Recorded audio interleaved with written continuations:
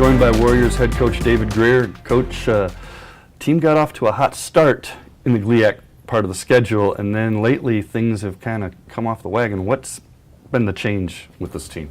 You know, really it hasn't been a change, because we won a couple of those games when we could have easily lost those games. We just had some guys make some big plays. But in 4 of our recent losses, those are games with 2 minutes to go we had the lead and we just didn't make the play and the other team did. So it could easily be, flip-flopped and we could still be on a pretty good streak, yeah. I know from talking to you at the start of the home part of this schedule, you kind of said, hey, our record might not be indicative of who we really are. You saw this coming a little bit, didn't you? I did, and plus the North is, I think, a little bit stronger than the South. There's some pretty good teams in the North, and we're just limited in so many areas. We're playing with a 6'3" power forward, and who's not very athletic, and we got to play small guards, and sometimes those things get exposed. But anytime you can't score the ball on a consistent basis, you're gonna dig yourself a big hole, and we've been doing that lately. Let's talk about this roster. You don't have a lot of size, and not having Tristan Wilson, that's a big problem. What's his status? Tristan, underwent shoulder surgery, so he's going to redshirt, which is probably a blessing in disguise. But certainly we could use his athleticism and his ability to run the floor and block shots, and that's sort of hurting us right now because teams are starting to expose our interior defense. Offensively, you've had issues at the point guard where whoever you put at point, if you put Marcus Moore there, guys got to get used to his passes, and then you lose some of his rebounding and some of his shots. And Ron Booth, he seems to shoot better when he does come off a pass than when he comes off the dribble, but you still want to use his quickness. What are the challenges there? That's a big challenge because, the point guard is more than just passing the ball and shooting the ball. He's really the coach on the floor. He's got to get us in the offense. He's got to recognize what kind of defense the other team's in, a little bit like a quarterback out there. And I think our guys have been struggling with that a little bit, and consequently we've been lost on offense, and we've really struggled trying to get easy baskets. And when you're playing against teams like Tech and teams that are really good in half-court defense, you're going to struggle when you don't get any transition baskets. Now, you have been banged up a little bit beyond Tristan Wilson, and some guys are getting some more minutes. Anybody that's coming on strong that you really are liking what you're seeing as far as the future going forward? Jalen Adams has given us some big minutes here lately.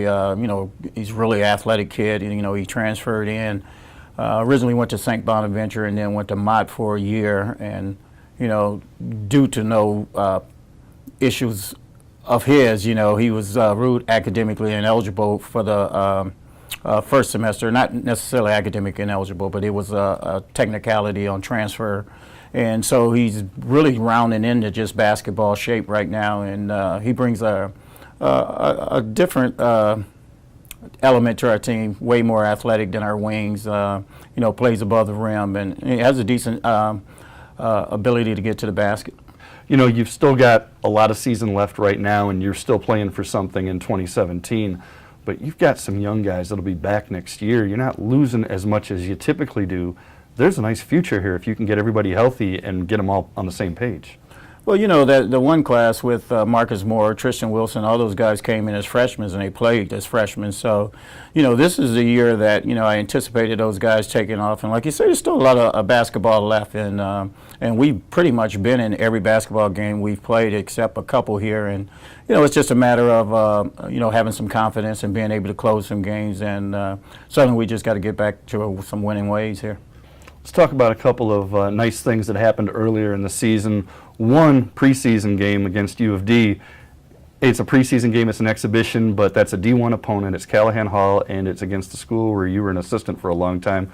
Was there anything especially gratifying for that, or was it just a nice day for the team? Well, it was a nice day for the team. You got 2 city schools, and, Wayne State and Detroit Mercy has always had a tradition of playing, and I remember when I was there we used to call it the Mayor's Cup, and they always played, and it's different from the standpoint, they pretty much have nothing to gain and everything to lose, and and it's big for our guys, but also I coached those young men, Bakari Alexander and Jermaine Jackson, and now they're running the basketball program, and trust me, Titan fans, they're in good hands. Tell me something. You coached them. Is there anything strange that day when you're looking across going, like, I coached these guys. You know it going in, but when you actually look across and see it, is that odd?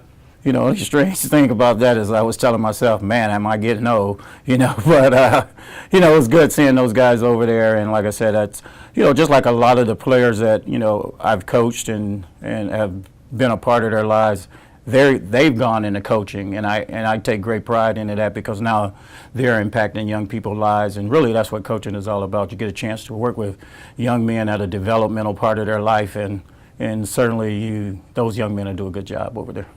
You know, all those young men you've coached over all the years helped bring you to another really nice thing that happened. You became the all-time winningest coach in the history of the Wayne State men's program. It's not just about you, but there still has to be a sense of pride there.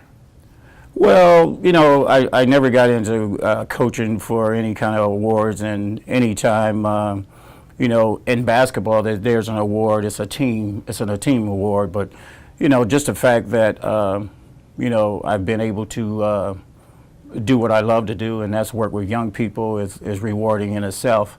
But Wayne State has had some outstanding coaches, so I take great pride in that. And, you know, Ron Hamby and Charlie Parker and those guys used to coach me at Bowling Green, so there's some tradition there, and certainly those guys were great mentors and role models for me.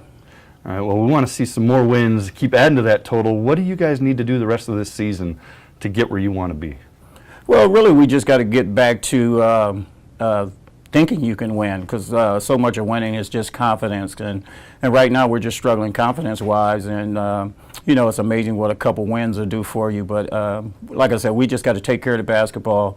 We got to make some shots. You know, we just can't rely on defense. You got to put the ball in the basket, and we got some guys that can do that. We just got to get to running our offense and get to the free throw line and make some.